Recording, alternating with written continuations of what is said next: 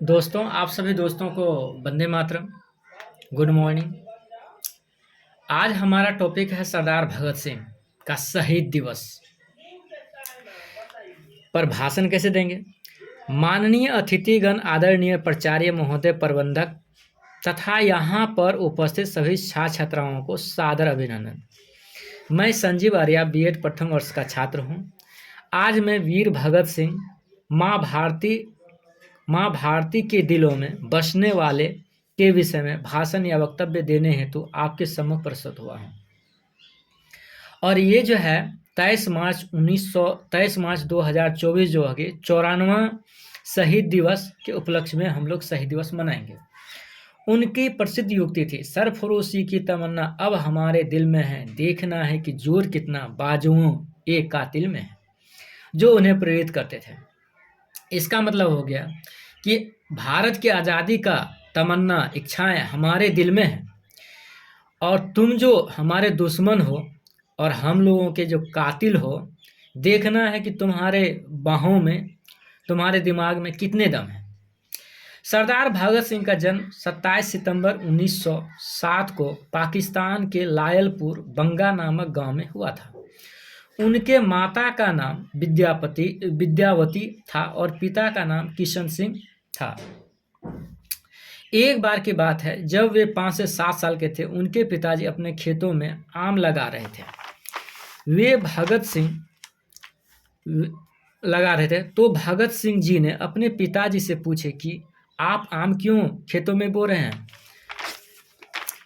तब उनके पिता किशन सिंह ने जवाब दिया कि ये आम बड़े होकर अनेक आम देंगे। और झट से भगत सिंह दौड़ते हुए घर चले गए और अपनी पिताजी की बंदूक उठा लाए और ठीक उसे आम की पौधे की तरह जमीन में बोने लगे। पिताजी देखकर बोले, क्यों क्या कर रहे हो भगत सिंह? तो भगत ने जवाब दिया कि बंदूक बो रहा हूँ, इससे बंदूक वृक्ष से फल के रूप में प्राप्त होंगे और उन सभी बंदूक का प्रयोग करके अपने देश भारत से अंग्रेजों को मार भगाऊंगा। इससे उसके पिताजी समझ गए कि वे सच्चा देशभक्त बनेगा, क्योंकि बच्चों का भविष्य में क्या बनेगा उनका लालन पालन में ही दिख जाता है। उनके चाचा देशभक्ति के कारण केस में फंसे थे, वे जेल में थे। उनका पूरा परिवार ही देशभक्त था। उनका पूरा परिवार आर्य समाज की विचारधारा को मानते थे और स्वराज शब्द जो है सबसे पहला आर्य समाज ही दिए थे।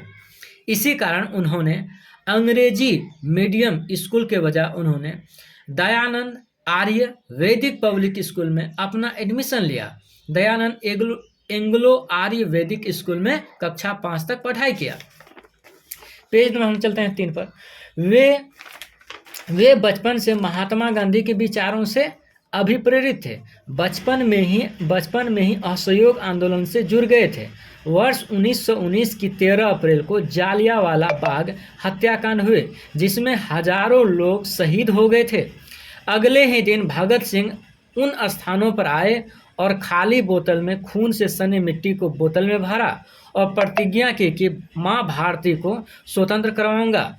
रॉलेट एक्ट और ये जो 13 अप्रैल 1919 की जो घटना हुई थी, वहाँ पर जो है वहाँ के 2 नेता थे, एक सत्यपाल मलिक थे और डॉक्टर सैफुद्दीन किचले थे। उनको जो अंग्रेज जो गिरफ्तार कर लिए थे और ये लोग जो है रॉलेट एक्ट का विरोध कर रहे थे, जो मार्च 1919 में आया था। तो उन्हीं पर जो है सैंडर्स ने गोली चलवा दिया था। कांग्रेस ने इस हत्याकांड की जांच हेतु मदन मोहन मालवीय के नेतृत्व में एक कमेटी का गठन किया। इस कमेटी का उद्देश्य था कि मृतक लोगों की संख्या का पता लगाना और किस कारण से ये घटना घटित हुई है उनका पता लगाना था। रिपोर्ट में 1000 से ज़्यादा लोग मारे गए सरकारी गलत निर्णय के कारण। रॉलेट एक्ट का राष्ट्रीय स्तर पर विरोध करने के लिए महात्मा गांधी के नेतृत्व में कांग्रेस ने असहयोग आंदोलन 1920 से 22 में चलाया। इस आंदोलन का लक्ष्य 1 साल के भीतर स्वराज की प्राप्ति था। पेज नंबर 4 पर चलते हैं। तत्कालीन भारतवासी महात्मा गांधी को एक जादूगर से कम नहीं मानते थे और वे लोगों को उन पर विश्वास था कि उन्हें अंग्रेजों को हराने का तरीका मालूम है, इसलिए सभी जाति धर्म के लोग उनके इस आंदोलन में भाग लिए। आंदोलन में विदेशी कपड़ों या वस्त्रों की होलिका दहन किया गया, यहाँ तक कि अंग्रेजों की पुस्तकों को भी आग के हवाले किया गया। इसमें भगत सिंह मात्र 13 वर्ष की उम्र में ही भाग लिए थे। 5 फरवरी 1922 को उत्तर प्रदेश गोरखपुर के चौराचौरी नामक स्थान पर आंदोलन कार्यकर्ताओं ने थाना को चारों ओर से घेर कर आग लगा दी, जिसमें 22 या 23 पुलिसकर्मी मारे गए। इससे महात्मा गांधी महसूस किया कि लोग अहिंसा को नहीं समझ सके हैं। इसी कारण महात्मा गांधी ने साबरमती आश्रम से 12 फरवरी 1919 को नेशनल नन कॉपरेशन मूवमेंट को असहयोग आंदोलन को वापस ले लिया। इससे आंदोलनकारी बहुत दुखी होकर निराशा और हताश हो गए। सरदार भगत सिंह को भी आंदोलन को वापस लेना गलत लगा और महात्मा गांधी पर से उनका विश्वास खत्म हो गया और उसे लगा कि अहिंसा के बल के बजाय अपनी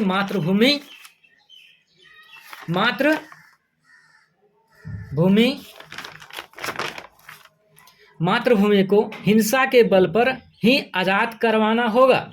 सदियों से अंग्रेज हजारों भारतीयों का जान लिए उन पर अंग्रेजों की सजा देने की बात नहीं करते महात्मा गांधी, बल्कि कोई भारतीय यदि अंग्रेजों की गलतियों को आधार बनाकर अंग्रेज को सजा दे दे तो महात्मा गांधी अंग्रेजों के समर्थन में आ जाते हैं, जो कि गलत है, भारत की आज़ादी के खिलाफ है। इन्हीं तथ्यों और वैचारिक मुद्दे उनके मन में उठे। वे पंजाब में कृषक प्रजा पार्टी में जाकर शामिल हो गए ताकि अपने विचारों को रख सके।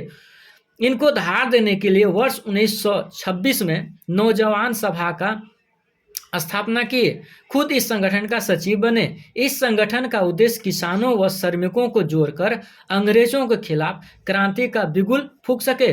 3 फरवरी 1928 को साइमन कमीशन जब मुंबई पहुंचा और 31 अक्टूबर 1928 को पंजाब पहुंचा, जहां गरम दल के नेता लाला लाजपत राय के नेतृत्व में साइमन कमीशन गो बैक का नारा लगा रहे थे लाहौर में, तभी पुलिस अधीक्षक स्कॉट ने लाला लाजपत राय पर लाठियां बरसाना शुरू कर दिया।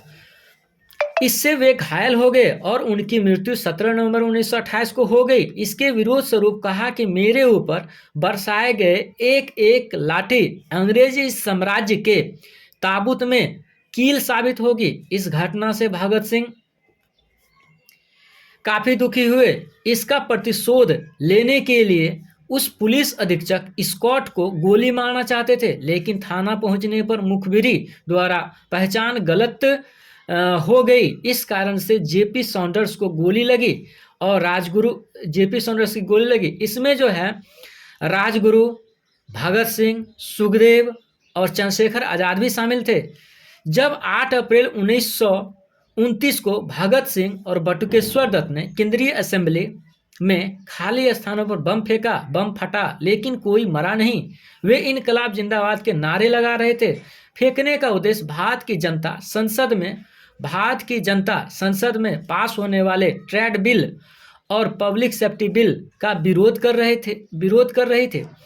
पब्लिक सेफ्टी बिल पारित कराकर अंग्रेज क्रांतिकारियों को भारत की सुरक्षा के नाम पर हत्या करना चाह रहे थे। इसीलिए भगत सिंह ने इस बिल का विरोध किया और असेंबली में गिरफ्तारियां दी। गिरफ्तारियां देने के समय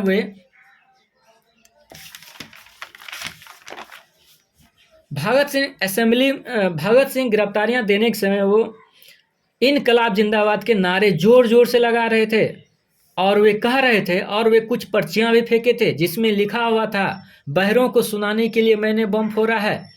उस पर जेपी सॉन्डर्स की हत्या का भगत सिंह को असेंबली में ही गिरफ्तार कर लिया गया, सेंट्रल असेंबली में ही गिरफ्तार कर लिया। उस पर जेपी सॉन्डर्स की हत्या का केस चलाया गया। 24 मार्च 1931 को उनके तीनों दोस्त के साथ फांसी की सजा सुनाई गई, लेकिन भारतीय जनता के विरोध को